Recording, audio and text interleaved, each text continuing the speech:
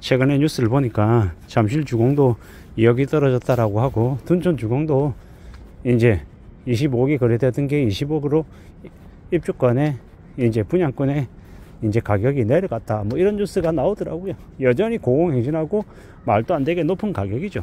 아직 가격이 싸다라고 얘기할 수준이 아닌데, 그래도 저런 뉴스가 나오는 거 보면 전체적인 분위기 자체가 어떻게 흘러가는지는 조금은 추정할 수 있을 것 같습니다.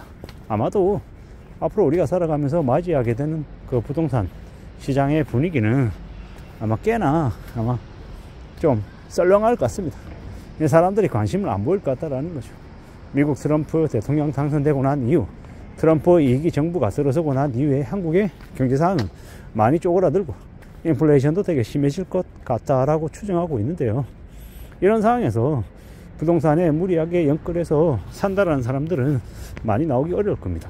무엇보다도 대출이 그만큼 나오지 않기 때문입니다. 대출 중단, 대출 축소.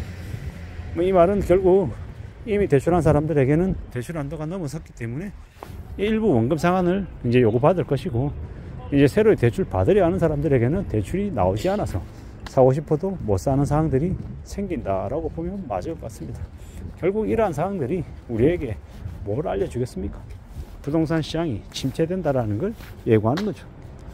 이제 언론에서 아무리 뉴스로 떠들어대 본들 무슨 소용이 있겠나라는 생각도 드는 거죠. 살려고 하는 사람들의 이제 살 수 있는 수준이 안 되는데, 돈을 끌어다가 쓸 수 있는 상황들이 안 되는데 어떻게 사냐라는 겁니다. 지난 몇 년간 이전 정부나 지금 정부나 이 부동산 떠받드느라고 너무 막장짓을 많이 했습니다. 그러다 보니까 사람들의 간땡이만 커져서 집값이 15 올랐으니까 차도 중형차로, 비싼 차로 바꾸자라고 얘기하고, 해외여행도 가자, 명품백도 사자. 그래, 한 10억쯤 올랐는데 고작 이거 써본들 1억도 채 안 되는데 우리가 충분히 그렇게 씀씀이를 늘려도 괜찮다, 이런 마인드로 계속 살아왔던 것 같습니다. 그런데 잘 살펴야죠. 잘 따져봐야 됩니다. 살아가는 게 그렇게 수월하거나 녹록치 않습니다. 한번 삐끗 이렇게 이 씀씀이를 늘리고 나면 줄이는 게 무진장 어렵다라는 것. 줄이는 건 뼈를 깎는 고통을 동반해야 겨우 가능한 이야기다 라고 봐야 되겠습니다.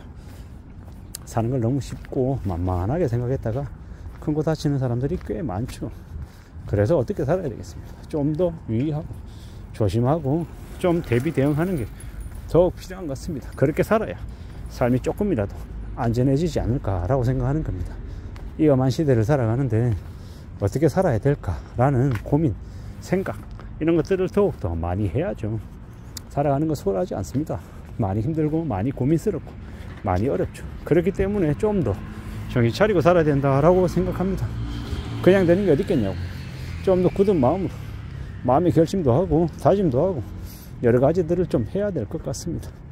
부지런히 좀 더 강인한 마음을 먹고 움직여야 된다라고 말씀을 드리고 싶습니다. 살아가는 게 절대로 수월하지 않죠. 많이 힘들고 많이 어렵고 많이 막막합니다. 그런 와중에 우리가 살아가야 되는 건데 그냥 되는 게 있겠냐라는 겁니다. 그냥 되는 거 없죠. 고민하고 걱정하고 염려하고 계속 만들어 나가야 됩니다. 좀 더 깊이 들여다보고 살펴보고 따져보고 궁리하면서 살아가는 게 더 필요하다라는 말씀을 드리는 거죠. 집값이 내려간다. 뭐 잠실이 2억이고 뭐 둔촌 주공도 5억 내려갔다. 아직 룸이 많다. 여전히 아직 비싸다 라고 생각하는 게 제 생각인데 좀 더 지켜보자고요. 1년 지나고 3년 지나고 4년 지나고 5년 지나도 아마 저는 유튜브 영상을 찍어서 올릴 거기 때문에 지금 당장이 아니라 1년 뒤에 3년 뒤에 5년 뒤에 어떤 얘기를 할지를 지켜보면 좋을 것 같습니다. 아마 저는 뭐 매일같이 경제 뉴스를 들여다보고 부동산 뉴스든 다른 뉴스든 계속 이제 이슈나 상위에 랭킹되어 있는 뉴스들을 기사들을 계속 보기 때문에 분위기는 시시각각 변해가는 것들을 계속 이야기할 수 있을 것 같습니다. 이미 2024년 11월 이제 2024년도 이제 2달이 채 남지 않은 기간입니다. 앞으로의 기간 동안 잘 두고 보고 어떻게 또 변해가는지, 또 앞으로 사람들이 어떤 생각을 하면서 사는지, 사람들의 처지가 어떠한지, 먹고 살만한지, 여유 있는지, 아니면 좀 불안한지, 힘든지, 이런 것들은 또 살펴보면 될 것 같습니다. 두고 봐야 될 것 같고 살펴보고 계속 이제 관찰해야 되겠죠. 그렇게 관찰하면서 어떻게 살지, 또 어떤 삶이 우리에게 또 허락이 될지 이런 것들도 또 따지면 좋을 것 같습니다. 앞으로 우리가 살아가는, 우리가 지켜봐야 되는, 고민하고 견디고 겪어야 되는 것들이 어떤 것들인지도 두고 봐야죠. 살아가는 우리의 삶이 참 많이 막막하고 많이 두렵고 많이 겁나기도 하죠. 그럴 때일수록, 그러면 그럴수록 더 우리는 좀 내실을 좀 기해야 될 것 같습니다. 욕심 부리지 않고 좀 냉정하게 삶을 되돌아보고 차근차근 움직이면서 또 전진해야 될 것 같습니다. 부동산 가격은 계속해서 무작정 올라갈 수는 없고 어느 정도의 조정을 받을 것 같습니다. 제가 생각할 때는 앞으로 조정받는 기간이 최소 4년에서 5년 정도는 된다 라고 보고 있습니다. 앞으로 우리가 맞이하는 이 부동산 시장이든 경제 상황이든 다 이제 숨죽이고 지켜봐야 될 것 같습니다. 꽤나 쉽지 않은 상황이 이제 시작됐기 때문에 얼마나 침체하고 얼마나 어려워질지를 두고 봐야 될 것 같습니다.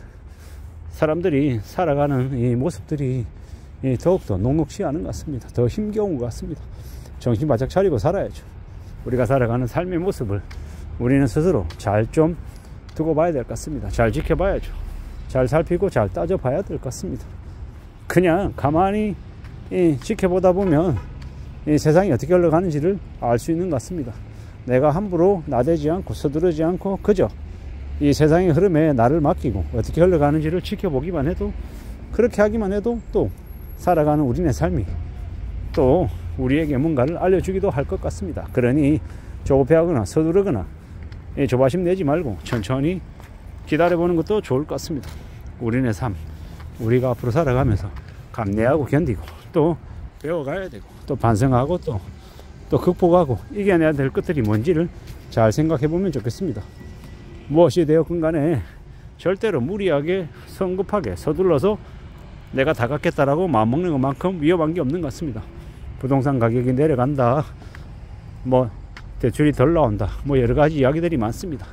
그러한 이야기들이 우리에게 알려주는 메시지가 뭔지도 잘 좀 살펴봐야 되겠죠. 가만히 있으면서 그냥 부자가 되고 싶다, 돈 많이 벌고 싶다, 남들보다 더 많은 돈을 가지겠다, 이런 생각은 좀 경계해야 될 필요가 있는 것 같습니다. 차근차근 천천히 따져보고 살펴보면서 대비 대응하는 게 제일 좋지 않을까라고 생각하고 있습니다. 험난한 시대를 살아가고 있습니다. 많이 어렵고 많이 막막하고 많이 두렵죠. 그렇기 때문에 좀 더 조심하고 좀 더 대비 대응하며 지내야 될 것 같습니다. 그렇게 살아가는 게 더욱더 필요한 것 같다라는 말씀을 드립니다. 언제든 우리는 너무 하나에 올인해서는 안 될 것 같습니다. 여러 가지의 대안을 가지고 살아가며 항상 삶을 좀 꾸려나가는 게 필요할 것 같습니다. 이상입니다.